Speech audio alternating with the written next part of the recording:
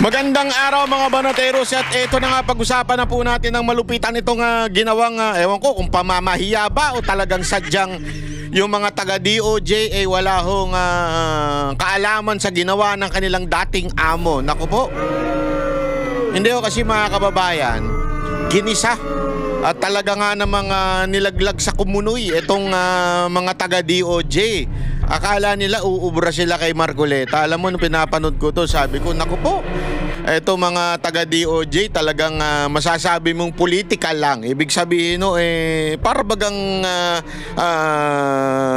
hindi ho sila na-inform na maayos nung dati nilang amo.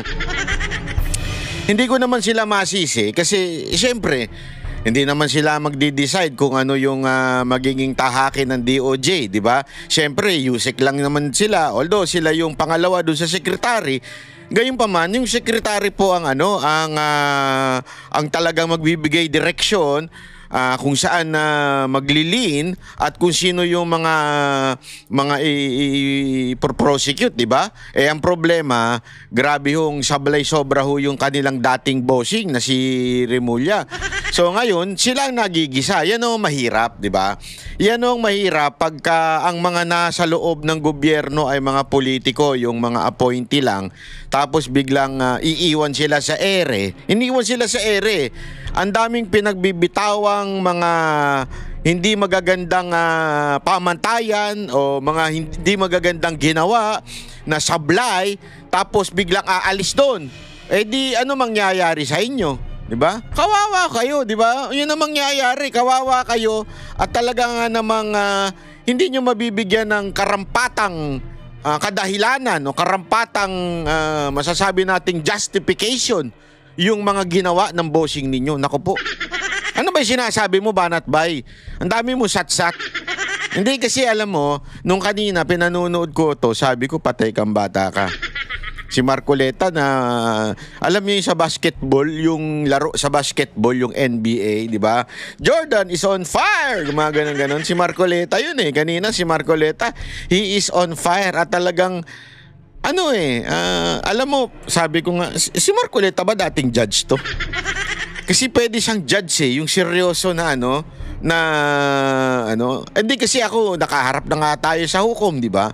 May mga ganun tayo na seryoso pero matatalas ang isip yung mga hukom na humahawak ng aking mga kaso magagaling, matatalino, yung tahimik. Pero parang si Marcoleta nga ang talas ng isip, di ba? At talaga namang patas, di ba? Patas makikita mo fair, ika nga. Ito ngayon nangyayari dito, tingnan nyo kung eto, panoorin natin. Napakaganda ho ng mga binitawan po ni Marcoleta dito. Pasok. Nagtangka po siya na mag-file ng charge. Alam po ba niyo kung ano sinabi ng piskal? Nako? Sa may parting Laguna po ito. Nako po, patay kang bata ka. Alam mo ba, bata, kung sino yung gusto mong idemanda? Wala kang kalaban-laban dito. Nako po. So, under the standard, yung success rate mo sa prosecution, wala, zero ka dito Nako po. So, umuwi yung tao, hindi lamang malungkot na malungkot, kundi frustrated siya. So, ito pong mga ganito yung lumilitaw. Maaring tama rin po kayo na mayroong nangyayari na mga bagay na kinatutuwa ng ilan. Pero mayroon din pong downside kasi. Ang sinasabi natin, wag na yung masyadong dito parang ang lalim nung intro. Alam mo pagka ganyan, kunwari yan yung teacher mo. Nag-intro ng ganyan, ako po patay kang bata ka. Kailangan mo talagang pakinggan Kailangan mo pakinggan or else pag biglang itinawid sa iyo yung tanong at hindi mo nasagot, delicates ka. Ganun Eto, nag-i-intro na siya tungkol doon sa isang kaso doon sa sa isang lugar, di ba? Highly technical na pag-uusap. Yun lang ma-feel sana ng tao na kasi po kung hindi naman siya pumupunta sa Bureau of Corrections, paano niya malalaman gaano karami po yung nakukorek natin o ganito. Anyway, kaya ko po tinatanong ito, importante lang na ma-relate po yung Department of Justice sa ordinary na buhay po ng ating mga mamamayan. Yun lang naman po yung kasi po, kagaya po nung sinabi ni ASEC Jermar kanina, ang DOJ ay talaga namang Siya yung ating principal law agency sang-ayon sa ating Administrative Code of 1987. Di ba, ma'am? Sinabi mo kanina. Siya napaka-importante po ng role na ginagampanan po ng DOJ. Earlier po in our work in the Senate, more particularly the Blue Ribbon Committee, this representation as the erstwhile chairman of the Blue Ribbon Committee tried his best to get to the bottom of the investigation. We're talking about the flood control anomalous projects. Ang sabi pa nga namin noon, sisisirin po namin yung baha na yan para makita natin ang mastermind. Napakahirap po ng objective na sinet ng inyong lingkod kasi ayoko naman ng na-pinpoint lang natin. Sabi ko nga, puro sap-sap lang o maliliit na isda. Dapat yung matarget natin, yung pinakamalaking isda. Kasi siya yung nanggulo ng sistema kung bakit nangyari sa atin ito. And so, I maximize the potential. Naisip po yung Witness Protection Program. Nako, ayan na, patay ka. Ayan na. Dahil sa hirap po ng pagpipinpoint ng utak talaga niyan, mangangailangan ka. So I floated the idea doon sa 15 contractors initially invited in the hearing. Ang sabi ko sa kanila, well, ano po ito, napakahirap po ng inyong kinasasadlakan ngayon sa investigasyon ito. Unang-una, yung offense po na ating pinag-uusapan is a major offense. Plunder nga po ang mangyayari rito. At least marami pang iba. So, kung gusto po ninyo na tulungan ng Estado, meron po tayong remedyo rito because this is legislative investigation. And under the Witness Protection Program, Section 4, sinasabi niya, kung gusto po ninyong tulungan ng Estado, mahirap po ang gagawin nyo, ngunit may nakalaan pong protection and benefit provided by law. So, nung pinload ko po yung idea na yon, dalawa po yung lumabas, yung mag-asawang Diskaya. And initially, he enumerated 17 members of Congress, House of Representatives. Ang nangyari po, kasi hiningi naman nila yung Witness Protection Program, so nung panahon ko po, I recommended that they be processed under the Witness Protection Program. So sumulat po ako sa Senate President, yun naman po yung dapat nagawin. Sa kamalasan naman po, yung araw din na yun, nagkaroon ng coup. Coup? Alam niyo yung coup? Hindi niya alam kung ano ibig sabihin ng coup. Ay, sus. Kupal.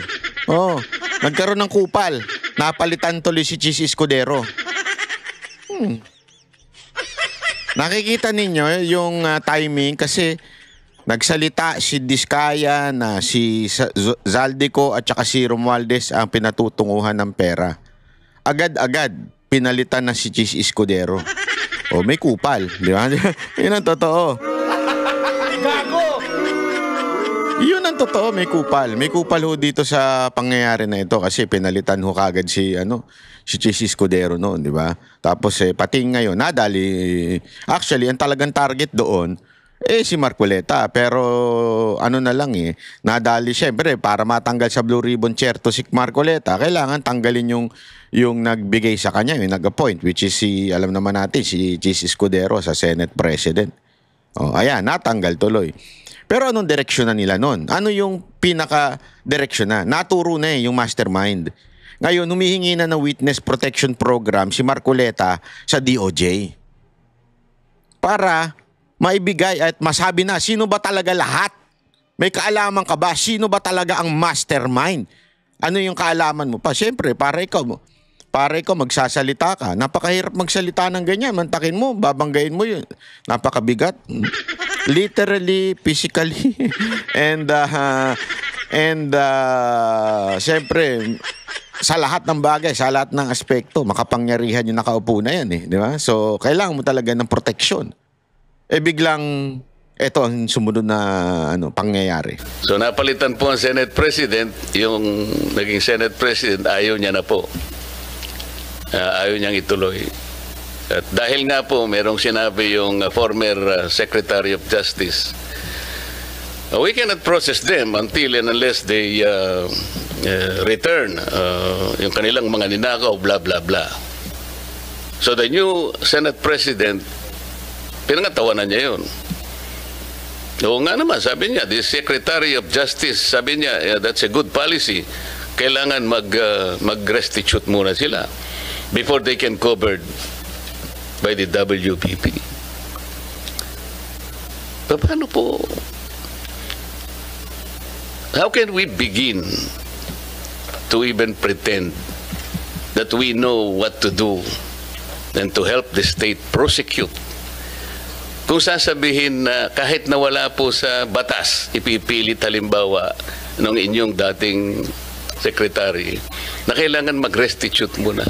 I told him it is not a requirement under the law. But he insisted in saying, well, yeah, it's not in the law, but we can always agree on something like a good policy for the state. Do you agree with him? Yan na. Yan ang mga question na delicates ka dyan, Brad. Ha? Do you agree with it? Yun, patay tayo dyan, malupit yan. Do you agree with it? Agree ka ba doon na kailangan ng restitution? Kasi, di ba, yun ang sinasabi niya nung amo nila, kailangan na restitution. So, ipit ka dyan. Pag sumagot ka ng yes, kailangan, yari ka kay Marcoleta. Pag sinabi mo namang no, hindi na kailangan, yari ka sa bossing mo dati. Baka tawagan ka, makatanggap ka ng tawag mula sa Malacanang. Ba't mo nilalaglag tong bata namin? Yari ka dyan. So, patay ka. Mamimili ka ngayon, bayan o personal? I agree with the position of Secretary Boying Rimulya, now the Ombudsman. Basically, it being one of the conditions. When we look at this, Your Honor, no, we're looking on the ultimate objective. Paano yung Estado mananalo at mapapanagot itong mga to. Wala pa pong tapos sa pagpoproseso ng mga nakasalang na nag-a-apply po ng Witness Protection Program. Kasi kaakibat po sa pag-aaral na to, kasama rin po yung under the Witness Protection Program, kasama rin po sa pag-aaral ng atin pong prosecution team na yung paano kung pwede ba under Rule 119 naman pagpasok po. Marami pong iba't ibang binabalangkas at pinag-aaralan, Your Honor. At itong mga bagay na to, pwede pa pong makapagdagdag. Ipapasa ko kay Chief Dong at ito po'y aming masusing pinag-aralan at ilalahad niya po yung iba pa pong mga prosesong tinitimbang. Wala pa pong... Sabay pasa eh. Ang haba. Alam mo, tandaan nyo ito mga kababaihan, pag tinanong nyo yung mga jowa ninyo at ang haba na sagot, ibig sabihin, nagpapalusot na lang. Ang haba na sagot niya, tapos bigla niya ipapasa sa kasamahan niya. Patay tayo dyan. Wala pa pong sarado, Senator. Lahat po ay tinitimbang pa. If with the permission of the Senator. Hindi, ang ibig kong sabihin, kung ipipilit na merong restitution kahit wala sa batas, so how can you process the application, for example, of the applicant? Kasi, kapag tinignan mo yung, I think the applicable section is section 10. Basahin mo yun, wala namang restitution. So, kung ipipilit natin that somebody should first restitute, doon pa lamang sa title ng batas, Secretary, it is all for the benefit, interest, and protection of the witness. To burden him or her with additional requirement which is not in the law. Hindi ko ba intindihan? How can you agree with that? Your Honor, ang tinitingnan po dito ay yung pangkalahatan. No, I'm talking about the WPP. Si Kuya magpapalusot pa eh. Ang tinitingnan natin dito yung pangkalahatang benepisyo. Parang pangkalahatang ano, yari siya kay Marcoleta. Anong pangkalahatan? Tinatanong kita, ito tanong. Sagutin mo to. Anong pangkalahatan? Papalusot pa kasi si Kuya eh. Yari ka dyan talaga kay Marcoleta. Huwag ka na magpalusot. Opo. At what pangkalahatan ang sinasabi ninyo? Ang kailangan po kasi sa dulo nito, manalo po yung Estado laban po. Kaya nga, but before you do that, Opo. you have to proceed with the process. Yes, opo. So, paano siya mapaprocess? Kung ipipilit po na mag-restitute muna, for example, ano i-restitute niya? How much? Sino magkukompute? How can it be done? Sino ang magsasabi na ganito ang dapat niyang i-restitute? Meron na bang ano? Meron na bang pronouncement? We are in the process of asking their help to identify yung mastermind. Opo. It cannot be done easily. Kaya nga natin ginamit ang batas na to help the state. Ngayon, kung kayo po pala ay mag-prescribe ng isa pang requirement which is not in the law, I cannot believe this. Ito yung dilemma namin eh. Kaya nung pinipilit niya, sabi, and ako po nagtataka kung bakit kayo rin nag-agree kayo. So ano po talaga kayo po yung ano eh. Ang DOJ is the principal law agency. If the principal law agency of this government will not even understand the basic requirements of the law para lamang magkaroon ng nag-a-apply pa lang yung tao po eh. Imagine, hindi man natin masasabi kung ultimately magko-qualify siya eh. Or even if he qualifies as a state witness, kung hindi niya naman magagampanan ang tungkulin niya under the program, pwede mo rin siyang alisin eh. So, the point, Mr. Chair, is they cannot even begin to be processed under the law kasi naglalagay po kayo ng requirement which has not been included by law. Sino yung mag-explain ulit? Sabi? Ayan na. May I be educated? Ano yan? Call a friend ha? Yes, Mr. Chairman. I just wanted to make an attempt to reconcile. Ayan na. And then, ito, mas mukhang mas mukhang matalino ito, mas mukhang magaling ito eh. Ha? At ito na sabi nga ni Marcoleta, educate me. Tingnan nga natin. The debate on this matter. There's actually no inconsistency.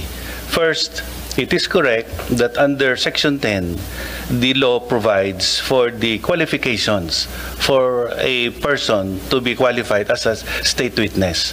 Nandun po yung materiality at absolute necessity ng testimony ng tao at corroborated po to on its material points by other witnesses and that he is not the most guilty. Okay. Now, under Section 5, which refers to the memorandum of agreement that has to be executed between the DOJ and the potential state witness, nakalagay din po dyan yung necessary matters that should bind the agreement dito po sa Witness Protection Program. And under Section 5, letter D, nakalagay din po dyan kung ano po yung legal obligations and civil judgments or civil aspect of the case against him. Ang ibig lang pong sabihin niyan, kakausapin naman po siya, maari pong i-process yung application niya, but under the first statement under Section 5, what specific provision under that law? Section, under that provision? Section 5 po says ano nga, that basahin mo. Basahin mo, huwag kang quote-unquote, yayarin ka ni Marcoleta. Hindi pwede yung gayon dyan. Oh, hindi, alam mo, eto si Marcoleta talaga medyo nakakatakot ito maging guro. Di ba? Hindi ka lulusot dito eh. Ano kaya ito? Magaling kaya ito sa nung panahon niya ng high school niya sa debate. Nasa debate team kaya ito? Kasi hindi siya basta-basta tumatanggap eh. Hindi porket sinabi mo, tatanggapin niya. protection under this act, he shall first execute a memorandum of agreement Okay. which shall set forth his responsibilities, including the following. Oh, ano So nga? kasama po dun sa mga Ano obligations. nga? Ano nga? Ito po, to comply with legal obligations and civil judgments. So doon sa civil judgments po, this refers po to the civil obligation pertaining to the May crime. civil judgment. No. We are saying legal obligations. Ang basis po ng legal obligations The basis of legal obligation is the law itself. is the law itself, Oh, which walang includes, nakalagay na restitution. Bakit mo ikokot yung which includes memorandum? po other provisions of law, including the civil code on unjust enrichment. Kasama po yan. Every law should be read consistent and harmonious. Ayan, tinuturoan niya na. In every law, dapat ko asama yan. Nakot ako, yari ka dyan. Hindi, ako tawan-tawa ako nung pinanonood ko to. Sabi ko, patay kang bata ka. Hindi pwede yung ganyan eh. Yung kay Marcoleta, yung tuturuan mo siya, tapos mas kabisado naman niya. Naku po, mahirap. Paano mo nga With other i-apply provisions of yun, the even law. the civil code? How can you apply? Paano, ano yung i-restitute niya? Alam mo, magkakatalo lang tayo rito eh. Yan na. The DOJ Let me is in a position to even calculate how much the applicant should restitute before he can be processed under the application. I'm making a distinction po between process and enjoying the benefits under this act. So, ipoprocess na po yan dahil matagal po naman ang paraan para malaman at matuntun ang lahat ng civil wala obligation. Wala pa nga pong statement whether or not meron nga sila. Wala pa tayo eh. Kailangan po natin makuha ang mga statement ng mga potential witnesses. Kailangan pong evaluate, kailangan pong malaman. Doon sa, doon sa memorandum na sinasabi mo, Yusek, sinasabi restitution? Opo, kasama po. Sinasabi dyan? Hindi. Yari ka. Kung sumagot ka ng opo, siguraduhin mo, pababasa sa'yo yan. Word po dito ay civil and legal obligations. Understood po na ang legal obligations has many sources. Saan ang Kasama gagaling? Civil and legal, tapos marami daw, marami daw sinasakop yun. Parang gano'n, maraming kahulugan. Atay tayo dyan. Ang obligation, the law does not provide restitution in the first place. That is very simple. Legal obligation po has a Huwag specific kayong definition. mag-imagine ng argument, Yusek. Atay ka. Kasi sa batas malinaw yun eh, di ba? Lagi natin naririnig yun sa mga abogado. Pag wala doon, wag yung dagdagan. Kung ano yun na andun, yun. lang tayo rito. This is very simple enough. Apo. Anyway, ang sinasabi ko lang Kapag po, ka ba hindi provided ng batas, magiging reasonabling obligation under the provision you're quoting? we are saying that legal obligations is defined under You the cannot- law. you cannot And legal even- obligations you includes cannot unjust use- enrichment. Your opinion will even matter here. That's your opinion. Your opinion doesn't matter. It's the law. Yun ang sinasabi ni sinasabi ni Marcoleta, simpleng-simple.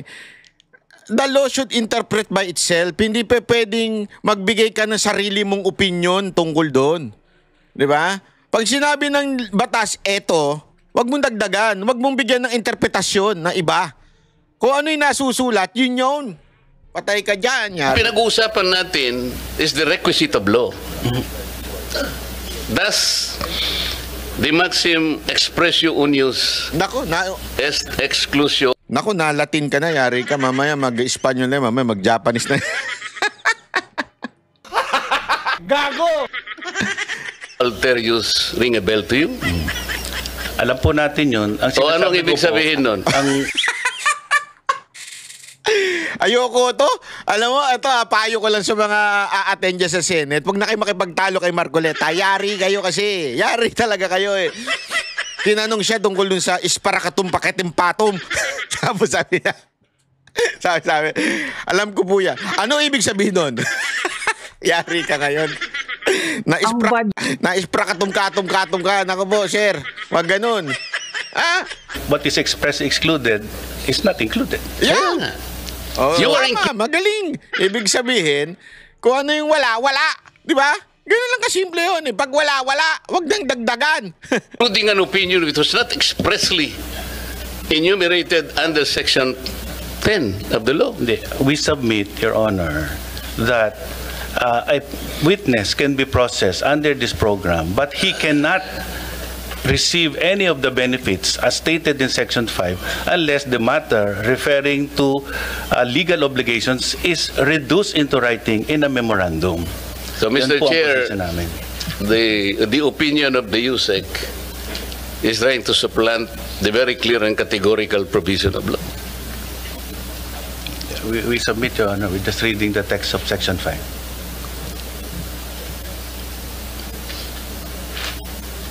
Your Honor, may I also add, we are trying to get to the bottom of the investigation. You are adding an opinion and you are supplanting the basic provision of law.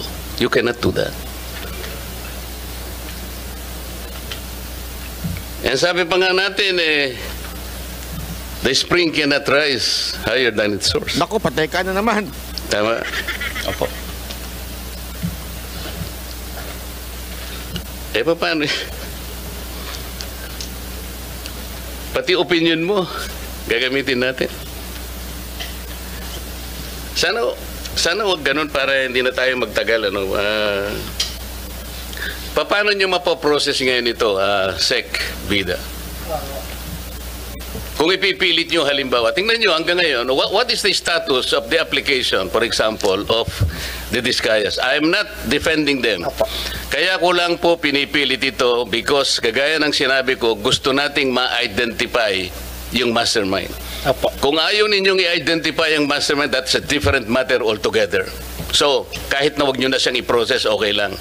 Pero kung gusto nyo malilit na isda lang, kaya ayaw niyang i-process, nasa sa inyo yon. Nasa sa inyo yun. Kasi dito sa inyong presentation,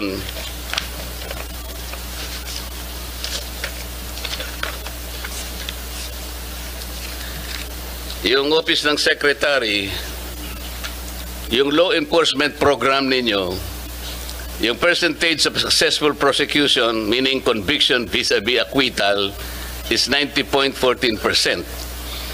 Pero yung percentage of successful prosecution in cases with witnesses covered by the program, it's 95.3%. And then the third, percentage of successful prosecution in relevant cases handled by the DOJ prosecutors, 80.5%. So dito mas mataas talaga yung success if you will use the WPP. Hindi nga ako, nagtataka nga ako kung bakit averse kayo dun sa pag-process dun sa... Samantalang wala namang nilalagay na restitution, ipipilit nyo para lang hindi sila makover ng program. So anong mangyayari sa batas natin? You will insist on an opinion supplanting the requisites categorically provided by law. Hindi talaga makakapaprocess. So pinipili nyo yung gusto nyo i-process. Paano natin? Sila lamang ang nakapag-identify initially ng 17 congressmen. At doon sa kanilang mga testimony, lumalabas na rin ang pangalan ni Saldico and Martin Romualdez. Ngayon, kung ayaw ninyong bigyan sila ng protection under that law, kaya siguro umayaw na sila sa ICI. So what is their status now with the DOJ? Are you insisting that they restitute? How much? How do you compute it? If I may, Your Honor. Oh, yes. If I may, Your Honor, to be consistent, the Department of Justice... No, you are not consistent from the beginning. Ako pa sasabihin yung to be consistent. Okay. There is no consistency here. Ayoko talaga, kuya. Ayoko talaga, kuya. Pagkayari ka talaga kung anong bitawan mo kay Marcoleta eh. Ayoko talaga, kuya.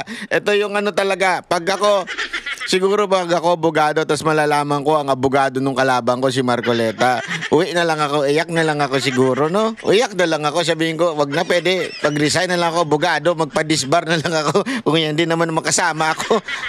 At makalabang ko, yari ako eh. Di ba? Sige. Magkano ang gusto nyong restitute nila in the first place? Okay. Wala pa po sa estado na ganon. So mga tweet, hindi mapoprocess talaga yan. Pinoproseso po namin, Your Honor, yung kanyang application. How can you process the application, Mr. Chair, if you are providing another requisite which is not even written in the law? You are imagining something that is not within the law. You are Department of Justice. Ito yung sinasabi ko sa inyo eh. You're supposed to be the chief. Pwede ho bang magdagdag, Your Honor? Papanat ka pa. Hihirit ka pa. Naku po, delicate. Kung ako sa inyo, eto, may payo lang ako sa inyo, ha? Hindi, alam ko, naiipit lang kasi kayo. Naiipit kayo kasi sa mga desisyon nung nakaraan eh, 'di ba? Naiipit kayo. Kaya sana ang sagot na lang nyo, yes sir. Yes, Your Honor. Ganun na lang. Yes, Your Honor. You're correct, Your Honor. Tapos hayaan nyo na lang magpaliwanag yung gumawa niya kasi wala na kayo magagawa eh. Sabi ko nga sa inyo, I'm not mocking these people na taga DOJ Talagang wala silang kasi they are answering for something na hindi naman silang nagdesisyon. And no choice sila but to answer. Diba? Kaya wag na lang kayo makipag-argue. Ano na lang kayo, parang oo na lang kayo ng oo dapat. Kasi tama nga tama talaga yung sinasabi ni Marcoleta Napakatalino nito ni Marcoleta Wag nyo nang dagdagan yung batas. Mamaya meron pa yan. First pa lang yan. Part 1 pa lang yan. Halimbawa po, sa pagitan po ng pagpapalitan ng statement mula sa witness, sinabi ng isang witness, 'di ba? Kasama ako sa sindikatong ito. 'Di ba? At dahil sa kumita ako dito sa pagsali ko sa sindikatong ito, kumita ako ng 10 milyon. Kuwasa ho ba naman hindi pa kukuhanin ng DOJ bago siya matanggap sa Witness Protection Program? Mga practical na aspeto lang po, Your Honor. So ano nga sinabi sa inyo ng mga diskaya? Na-determine ninyo kung magkano ang kinita nila? Diba?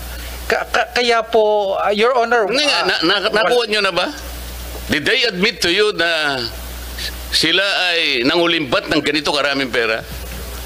I have to explain myself Yapo. Hindi ko dinidepensa ng mga taong yon. Malinaw. Ginawa ko lamang yon doon sa nalalaman ko na ma-identify natin ang pinaka-mastermind dito. Yun lang, wala nang iba. Kung gusto nyong ang ma-identify, puro butete at saka sapsap. Butete. Sino mga butete? Yung mga congressman at saka yung taga-DPWH at saka yung contractor. Tama nga naman Malinaw yan Sinasabi ni Marcoleta, hindi yung sinasabi protektahan natin si Diskaya. Hindi. Protektahan natin ngayon, gawin nating state witness not because gusto natin iligtas si Diskaya. Kung hindi para ilaglag niya pa kung sino pa yung kilala niya na nabibigyan. Alamin natin, bakit ba nung umabot na kay Romualdez biglang napraning na kayo nag-panic mode? Bakit? Pupunta na kay Marcos. Nag-panic mode na kayo Nung hindi ho ito mga to yung DOJ noon, yung mga si Remulla. Nag-panic mode na bigla nung patungo na doon 'Di ba? Yun yung sinasabi. Bakit? Tas ginawa na siya ng kung ano-anong dahilan na wala naman sa batas. Ginawa na nila ng dahilan na hindi makapagsalita ang Diskaya na wala naman sa batas. Bahala na kayo sa buhay nyo. Gusto rin po namin, Your Honor. Gusto nyo pala Opo. Why are you putting a requirement that is not within the law? Tsaka na natin sila pag na-prosecute na natin yung mandarambong, na-prosecute na natin yung mastermind. Bakit? Makakalampas pa sila sa civil liability? Of course, the court will, in proper time, adjudicate kung anong dapat ilang isoli sa gobyerno. That is the only time when restitution can be done. Kasi mayroong court order Pero sa ngayon, will you abuse your discretion na kaya niyong gawin ito kahit na wala sa batas? How can the Department of Justice do that? You're supposed to be the embodiment of justice. Yes. Mr.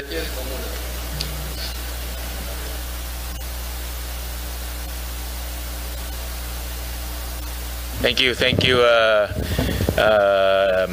Senator Marcoleta, and would like to implore on the Department of Justice to reflect on the exchange between Senator Marcoleta and of course the members of the Department of Justice. Is something that the Department of Justice, the department might study carefully analyze the situation carefully. I think the objectives are Masyado ni Kuyang binalanse. Kami ang boses ng masa, hindi natatakot. Katotohanan lang, di kami nalulunod. Walang bahid ng sismis, lahat ay totoo. Kahit sino ka pa, pag mali ka babanatan ka. Walang pinipili kulay, wala kaming kinikilingan. Basta para sa bayan, kami lalaban. Pag tama palakpakan, pag mali banatan. Di matitinag, di matatakot, para sa bayan tuloy ang sigaw. Sa harap ng kamera, walang halong takot. Mga baluktot, lahat kayo'y tutumba. Ang hustisya at totoo, yun lang ang mahalaga. Kahit sinong harang, di kami matitinag. Walang pinipiling kulay, wala kaming kinikilingan. Basta para sa bayan, kami lalaban. Pag